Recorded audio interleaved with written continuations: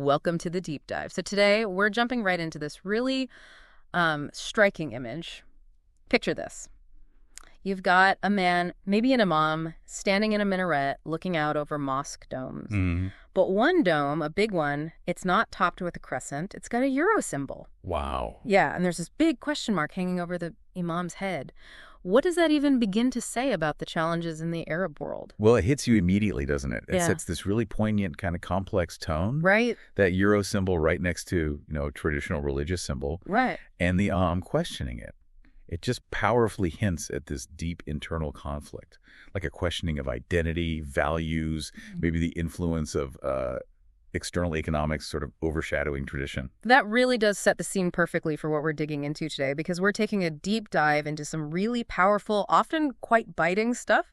Right. The blog posts and political cartoons of Dr. Murad Aga Dafdardar, mostly from 2008. The blog was Murad Aga Dafdardar, blogspot.com. There are a few later bits from early 2009, too. And our mission, really, is to unpack his critiques, his observations on Arab leadership, society, history, freedom of expression, all from that specific moment, 2008. Exactly. So you, the listener, can get this unique perspective, these frustrations and hopes from inside the region back then. And you'll probably see how a lot of these themes, well, they still echo today. So let's get into this voice, Murad Aga Dafdardar's voice. His blog was like this really direct platform, wasn't it? Unfiltered views on Arab affairs. Definitely. And dating it mostly to April 2008 gives us a very specific context, although that later post from January 2009 adds another layer. What I find fascinating is how he uses those political cartoons. They're not just like illustrations alongside the text. No, not at all. They're absolutely integral. He uses visual satire so effectively to get across these really complex, often quite painful criticisms. They give you this immediate, visceral understanding of his viewpoint. Like that first image we talked about, the imam and the euro symbol, it just sticks with you. It feels like it's about more than just money, right? It's this deeper anxiety about identity maybe being, I don't know, bought or sold. Exactly. Or traditional values just being pushed aside for materialism. And he had others, too, just as powerful. Yeah. Like what? Well, think about the one with the mummified scholar. Oh, right. Covered in arrows, leading onto a book titled Modern Arab History. It's brutal. It really is. And it suggests, I think, that history isn't just something in the past for the Arab world, according to Dafdardar. It's like this constantly bleeding wound impacting the present. Maybe stopping real progress because society's kind of trapped by old traumas. And that ties into that other really stark one, the strip chicken. Oh, yeah. That one's incredibly bleak. This poor featherless chicken labeled Arab citizen, and someone's telling it to smile. It's just, yeah. It's not just about poverty or degradation, is it? Yeah. It feels like a commentary on the psychological pressure. This sort of forced optimism that's demanded, even when everything's been taken away. A total disconnect between the official story and, well, people's actual lives. Precisely. These images really capture his whole critical tone. They show a society, a leadership, grappling with huge issues, and maybe, in his view, not grappling very well. And speaking of leadership, wow, he had some really sharp critiques. He actually classified corrupt officials. He did, didn't he? Based on how much money they apparently siphoned off. It wasn't just a general complaint. It was this detailed, almost like scientific breakdown of corruption. Yeah, what were the categories again? He called it degrees of Arab corruption. Kind of shows how widespread he thought it was, from the big stuff down to, petty theft.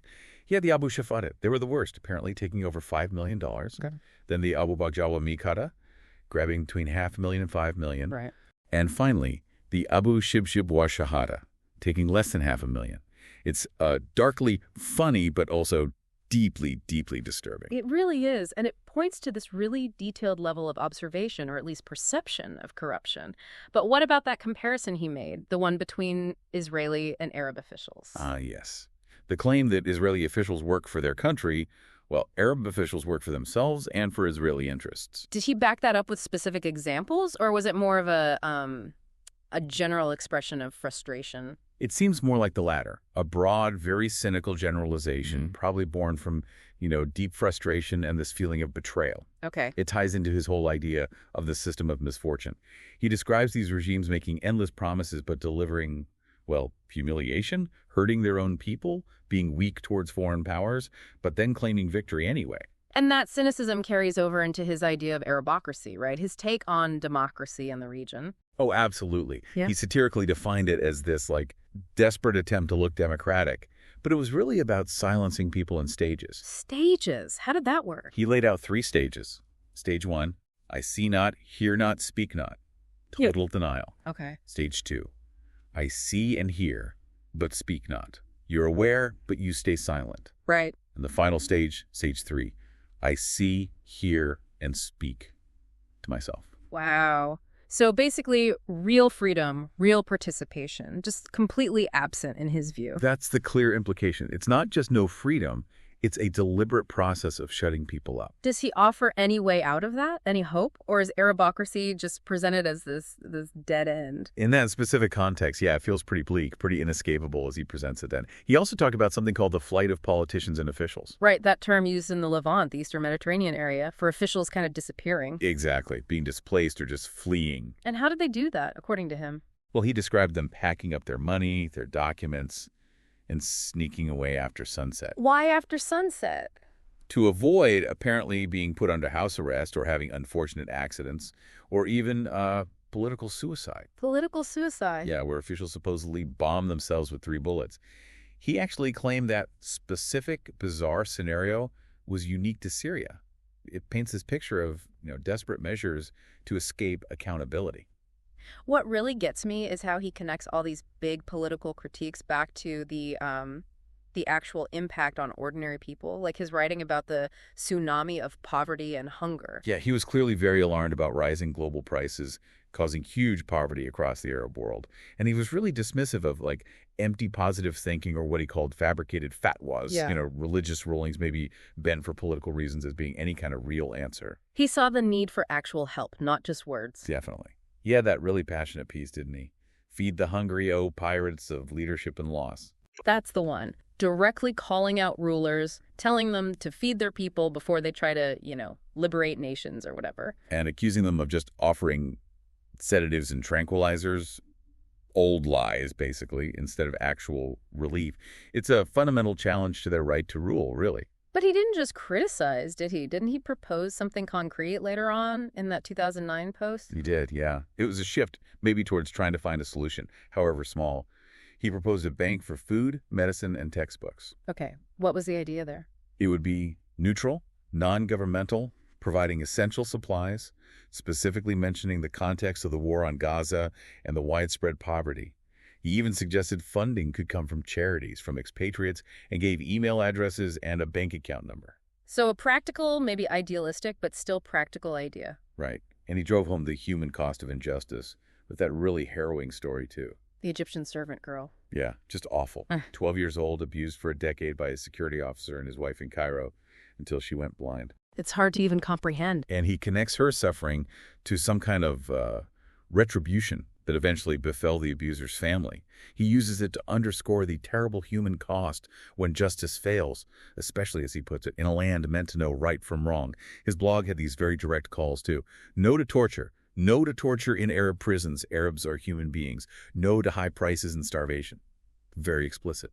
Moving beyond those immediate issues, he wrote a lot about history, specifically the Nakba, the catastrophe of 1948. He had that piece, Every 60 Years and You Are Palestine. For him, it wasn't just a single event in the past, was it? No, absolutely not. That was his point. The 60th anniversary wasn't just commemoration. It represented, in his view, this ongoing cycle of shame, of setbacks for Arabs. He listed them out, didn't he? Yeah, this chronology of defeats, each with its own kind of impactful colloquial name. 1948 was the Nakba, the catastrophe. 1967, the Naksa, the setback. Right. 1973, the Dasa, which means like trampling or crushing. Right. 1982, the Nasa, like a relapse or decline. And then he has a kick in the summit of summits in Damascus. Each term just sounds heavier than the last. It does. It reflects this deepening sense of national humiliation, as he saw it. And he slammed the regimes for spinning these defeats as victories with empty slogans, especially regarding things like the lost Golan Heights or the state of Syria's independence. It's deep historical grievance mixed with anger at the official stories. And this connects to his critique of normalization with Israel. Yes, what he called the horrific normalization process. He pointed out how Arab regimes, despite condemning Sadat initially, eventually followed his lead in normalizing relations. And the result, in his view? The Arab regimes essentially falling into Israel's embrace, leading to, as he put it, the exploitation of Arab wealth, resources, and dignity. Again, that feeling of betrayal. Now, he also waded into some pretty controversial territory around the Ottoman legacy in Turkey, didn't he? This part felt particularly provocative. He claimed Arabs had been involved in internal plotting since the earliest days of Islam. Yeah, that's a really tough critique. He argued that historically, figures who weren't ethnically Arab, like Tariq ibn Ziyad, Saladin, Mehmet the Conqueror, were actually key to the strength and glory of Islam and the Arabs after those initial conquests. So what's the core point there, is he saying? His core point seems to be a critique of Arab disunity and internal conflicts leading to weakness. He's suggesting that historically, Islamic power often relied on non-Arab leadership, which really challenges any ideas of Arab exceptionalism or self-sufficiency. It points to what he sees as a persistent failure of internal coherence. And he brought up the Ottoman slogan, God, Homeland, Honor, Union. Right, contrasting it sharply with contemporary Arab states by asking that pointed question, but what do we have left? It's purely rhetorical but powerful.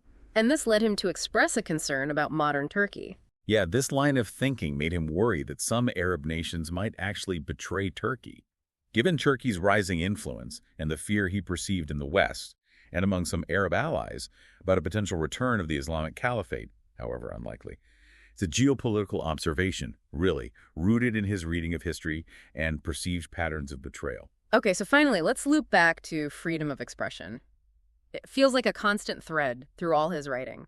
He had that post title, Freedom of Opinion Between Plundering Livelihoods and Conflicting Tastes. What does that title alone tell you? It tells you the fight for truth, for independent thought in the Arab world, as he saw it, wasn't just about facing down censors. It was also about risking your job, your livelihood, and navigating these tricky, conflicting public opinions. It highlights the very real, personal cost of speaking out. And he visualized that struggle, too, with the cartoon. Yeah, the big armed figure chasing a tiny fleeing pen. Symbolizing the war on the free pen. Exactly. It makes his view crystal clear. Dissent was being actively, sometimes violently suppressed. And his demands were so direct. Incredibly direct, just listing them out. No to hegemony, no to website blocking and piracy, enough silencing mouths, don't sell consciences, enough suppression of freedoms, enough humiliation and submission. These aren't abstract pleas. They're urgent demands for basic rights. You feel the conviction behind them. There was also that specific example, the Damascus Declaration Committee in Spain. Right. They put out a statement condemning Syrian regime control over expatriate groups in Spain, calling for a boycott. Why? To expose how embassies were allegedly being turned into security branches, basically extensions of state control even abroad. Sure. It shows the practical fight for free association, even in the diaspora, and how far state control could reach, according to these sources. So wrapping this up, what we've really explored today is this potent snapshot from 2008. Dr. Murad Agha Daftardar's blog gives us this raw, unfiltered critique. Leadership, division, societal problems, history, freedom. It's all in there. Absolutely. And you see how he articulated it, the biting satire, those heartfelt calls for change. Understanding these views, these voices from that time, it feels pretty crucial for making sense of what's happened since and just grasping the depth of the challenges people were facing. Definitely. It provides important context for ongoing developments in the region. Indeed. So, as you, our listener, reflect on this deep dive, here's something to think about. We've seen Daftardar's critiques from 2008. Given everything that's happened since then, the Arab Spring, ongoing conflicts, shifting alliances, what events or developments might he have looked at today and seen as either, well, a validation of his original criticisms or perhaps a significant challenge to them?